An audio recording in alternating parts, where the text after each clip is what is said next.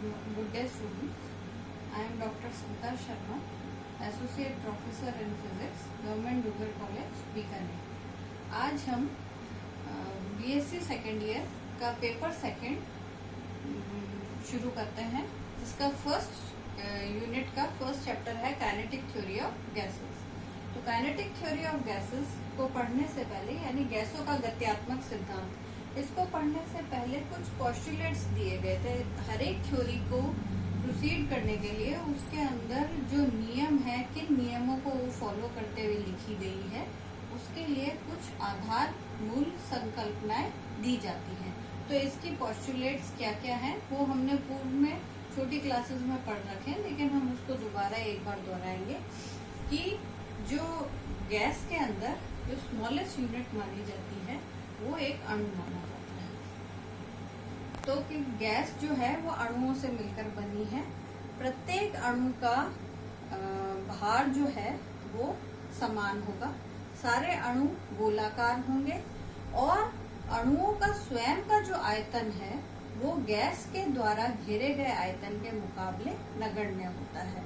और क्या माना गया था कि उनमें जो टक्कर होती है उनके बीच में कोई अंतर आणविक बल कार्य नहीं करता और उनके बीच में लगातार वो, क्योंकि सभी संभव दिशाओं में वो गति करते रहते हैं, तो उनके मध्य टक्कर होती है और वो टक्कर पूर्णतः प्रत्यास्थ टक्कर होती है, यानी उसमें संवेग भी संरक्षित रहता है और ऊर्जा भी संरक्षित रहती है।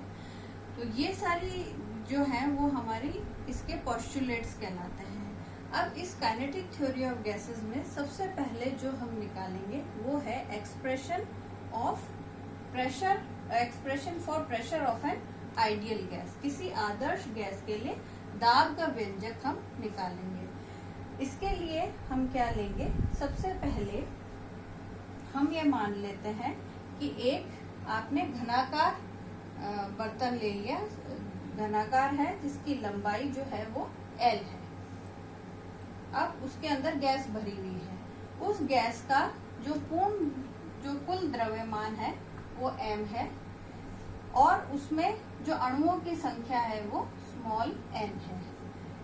एक चीज और हमने मान ली कि जो प्रत्येक अणु जो भी इसमें उपस्थित है उन अणुओं का द्रव्यमान स्मॉल m है और जो ये जितने भी अणु हैं ये इस बर्तन के अंदर सभी संभव दिशाओं में गति कर रहे हैं। ये प्रारंभ में हमने मान लिया। अब ये जो अणु है ये गति करते हुए पात्र की दीवारों पे दाब लगाते हैं। हम उस दाब का मान निकालेंगे, उसको फॉर्मूला डेरिवेशन करते हैं। तो हम इसके लिए सरलता के लिए हम उन सारे अणुओं में से किसी एक अणु को चुन लेते हैं। मान लो वो अणु M है। अब ये M अणु जो है ये प्रथम अणु है और ये माना इसका जो वेग है वो C1 है।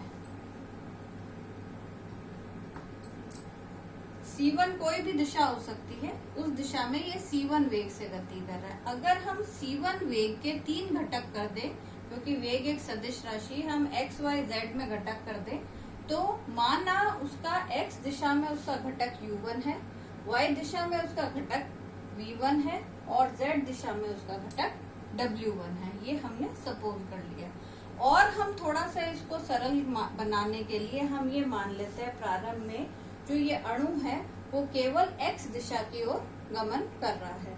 अगर x दिशा की ओर गमन कर रहा है तो इसका मतलब इसका जो वेग है वो हम u1 ले सकते हैं। अब हम क्या इसमें देखेंगे कि जब ये अणु x दिशा में चलता है, चलते चलते वो इस पात्र की दीवार के नजदीक आता है, उससे टक्कर करने के पश्चात वो वापस लौट जाता है, फिर लौटने के पश्चात वो वापस इस वाली पात्र की इस वाली दीवार पे आता है, यहाँ टक्कर करता है और पुनः लौटता है। और ये प्रक्रिया अगर x दिशा में ही वो गमन कर रहा है तो ये चलती रहती है। तो इस कारण से जब वो इस पर टकराता है और वापस लौटता है तो उसके संवेग में परिवर्तन होता है। तो हम सबसे पहले संवेग में परिवर्तन यानी चेंज इन मोमेंटम निकालेंगे।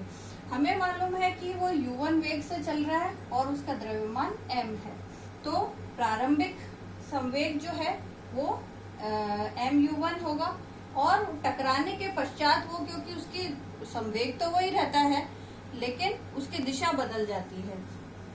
तो चेंज इन मोमेंटम क्या हो जाएगा, एम डीपी बराबर mu1 माइनस ऑफ mu1, क्योंकि दिशा बदल गई, माइनस mu1। तो कुल संवेग में परिवर्तन कितना आ गया, 2mu1। अब देखो, जब वो यहाँ से टक्कर करता है उसके बाद वो पूरा डिस्टेंस सीधा चलता है और दोबारा यहाँ टक्कर मारता है। तो इतनी देर में उसने कितनी दूरी तय करी, L करी। उसके बाद वो पुनः वापस टकराने के पश्चात यहाँ आता है, दोबारा टकराता है, तब तक उसने दूरी कितनी तय की, 2L। तो दो क्रमागत टक्करों के मध्य जो समय अंतराल है वो कितना हो गया, समय अंतराल होगा हमारा, समय होगा डिस्टेंस अपॉन वेलोसिटी, दूरी बटा वेग। तो दूरी उसने कितनी तय कर ली, L प्लस L यानी 2L अपॉन u1। तो ये हमारा समय अंतराल हो गया। अब इन दोनों की मदद से हम निकालेंगे संवेग में परिवर्तन की दर। हमें मालूम है संवेग में परिवर्तन की दर हम dp/dt कहते हैं, that is rate of change in momentum. तो हम ये dp/dt इन दोनों मानों से निकाल सकते हैं। तो आपका dp/dt कितना हो जाएगा, वो हो जाएगा सिंप्लीफाई करने के बाद mu1² अपॉन L। अब न्यूटन के जो द्वितीय नियम है वो क्या कहता है, वो ये कहता है कि rate of change of momentum is equal to the force applied. तो यहाँ पर dp/dt किसके बराबर हो गया, क्योंकि फर्स्ट एक ही अणु लिया है, x दिशा माना है, इसलिए हमने फोर्स को लिख लिया Fx1 is equals to dp/dt। तो ये आपका बल निकल गया। अब इस बल की सहायता से हम दाब ज्ञात करेंगे। तो दाब भी अपन ने लिख लिया Px1, वो कितना होता है, बल बटा क्षेत्रफल, फोर्स पर यूनिट एरिया। तो फोर्स तो हमने लिख लिया mu1² अपॉन L, और एरिया क्योंकि ये क्यूबिकल बॉक्स लिया है हमने, घनाकार लिया है बॉक्स, इसलिए आ जाएगा 1/L²। तो आपके पास दाब का जो मान है इस एक अणु के लिए जो केवल x दिशा में गमन कर रहा है, उसका दाब का मान आ गया mu1² अपॉन L³। इसी प्रकार अगर हम ये मान लें कि अब वो केवल y दिशा में चल रहा है और इसी प्रकार से सॉल्व करें तो आपके Py1 निकल जाएगा। वो कितना हो जाएगा, mv1² अपॉन L³। ऐसे z दिशा में mw1² अपॉन L³ निकल जाएगा। तो ये तीनों दिशाओं में हमने इस एक प्रत्येक अणु के एक सिंगल अणु का दाब निकाल लिया। लेकिन गैस में तो n अणु मौजूद है, तो n अणु मौजूद है तो कुल x दिशा में जो दाब का मान है वो किसके बराबर होगा, पहले अणु, दूसरे अणु, तीसरे अणु, ऐसे ही nth अणु तक जो दाब लग रहा है उसके योग के बराबर होगा। तो अगर हम सारी वैल्यूज रखें तो m/L³ तो आपका कॉमन निकल जाएगा। ऐसे पहले के कारण x दिशा में u1, दूसरे के कारण u2, इस प्रकार से सारे वेगों का गुणा हो जाएगा। अगर हम इनको गुणा कर फॉर्म में लिखें तो वो समीशन m/L³ समीशन u² के बराबर हो गया। इसी प्रकार y दिशा में अगर हम सिंप्लीफाई करेंगे तो m summation v² upon L³ हो जाएगा। ऐसे ही pz m summation w² upon L³ के बराबर हो जाएगा। तो अब हमने क्या करा, सारे n अणुओं के कारण x दिशा में जो दाब है वो इतना है, y में इतना है, z में इतना है, ये निकाल लिया। लेकिन हमें मालूम है गैस तो सभी दिशाओं में एक समान दाब लगाती है। इसका मतलब क्या हो गया, px बराबर py बराबर pz, ये तीनों बराबर होने चाहिए। मान लो उसका मान p के बराबर है तो कुल दाब कितना हो जाएगा, कुल दाब हमारा p प्लस p यानी 3p बराबर px plus py plus pz के बराबर होगा। अब हम इन तीनों का मान रख देते हैं। तो हम इस प्रकार कुल दाब जो है वो 3p बराबर px plus py plus pz के बराबर लिया। अगर हम तीनों का मान रख दें तो हमारे 3p का मान कुछ इस प्रकार से आ जाएगा। इससे p का मान 1/3 m अब देखिए इसके अंदर हमने क्या करा है, u square plus V square plus W square, इसको हमने, क्योंकि हमने इसका जो वेग था किसी भी संभव दिशा में c माना था, तो c स्क्वायर जो है वो u square plus V square plus W square के बराबर होता है। उसकी जगह हमने c स्क्वायर लिख दिया। ऊपर और नीचे दोनों ही जगह स्मॉल n से गुणा कर दिया। साथ ही L क्यूब जो है वो क्या है, इस बर्तन का आयतन, क्योंकि घनाकार बर्तन है, पात्र है, तो यहाँ पर मैंने V लिख दिया। इस प्रकार से P का जो मान है वो हो गया 1/3 mn upon V summation c square by n। अगर हम इसको इकट्ठा करें तो ये हम इसको लिख सकते हैं c स्क्वायर बार के बराबर। तो अगर c स्क्वायर बार इसको लिखें तो आपकी P की एक्सप्रेशन आ गई। P जो दाब का व्यंजक है वो क्या आ गया, 1/3 mn upon V c square bar. अब यहाँ c स्क्वायर बार क्या है, वेग वर्ग माध्य, मीन स्क्वायर वेलोसिटी, यानी सारे जो वेलोसिटीज हैं उनका स्क्वायर करके उसका मीन निकाला है, वो हमारा c स्क्वायर बार के बराबर है। तो ये हमारा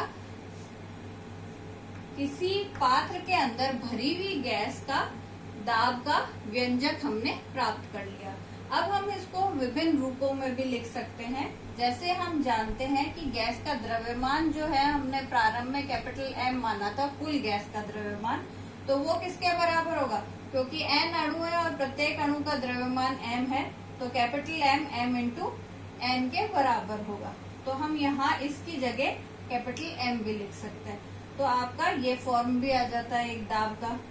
m अपॉन v क्या होता है, द्रव्यमान बटे आयतन, हमेशा घनत्व के बराबर होता है, तो हम उसको रो लिख सकते हैं, जहाँ रो गैस का घनत्व है।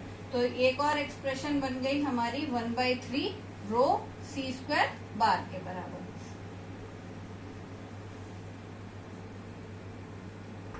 और इसके साथ ही साथ अगर हम 2 से ऊपर नीचे गुणा कर दें और 1/2 रो c स्क्वायर, तो रो c स्क्वायर 1/2 रो c स्क्वायर हमारे गतिज ऊर्जा की एक्सप्रेशन हो गई।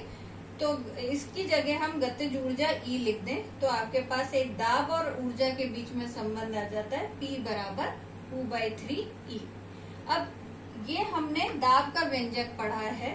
अब इस दाब के व्यंजक की सहायता से हम गैसों के विभिन्न जो नियम हैं उनकी व्याख्या करेंगे अगले लेक्चर में। धन्यवाद।